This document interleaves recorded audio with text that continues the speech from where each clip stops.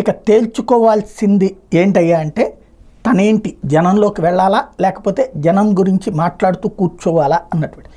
Chandrababu Naidu success అయింది ఏంటంటే తొలినాటి నుండి తెలుగుదేశం పార్టీ వాళ్ళకి ఏం ప్రాబ్లం వచ్చినా పరుగులు పెట్టి రోడ్డెక్కారు, పార్టీ శ్రేణులందరినీ పరుగులు పెట్టించారు. అటు పోలీస్ కేసులు పెట్టడం, ప్రైవేట్ కేసులు వేయడం కోర్టులలో, ఆ తర్వాత హైకోర్టులో వేయడం, సుప్రీంకోర్టుల దాకా వేయడం. దాంతో వాళ్ళకి సంబంధించినటువంటి కార్యకర్త ధైర్యంగా ఉన్నాడు, నాయకుడు ధైర్యంగా ఉన్నాడు. అదే సందర్భంలో సోషల్ మీడియా ధైర్యంగా ఉంది, అలాగే ప్రింట్ మీడియా ధైర్యంగా ఉంది, ఎలక్ట్రానిక్ మీడియా ధైర్యంగా ఉంది. 5 ఏళ్లలో జగన్కి చుక్కలు చూపించారు.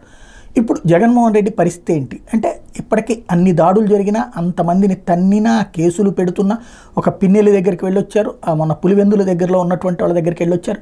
బట్ ఓవరాల్గా చూస్తుంటే జగన్ జనంలో తిరుగుతున్నది తక్కువ. తన నియోజకవర్గం వరకే పరిమితం అయ్యారు. ఇప్పుడు మిగతా వాళ్ళని పరామర్శించడానికి లోకల్ లీడర్లను పరిమితం చేస్తున్నారు.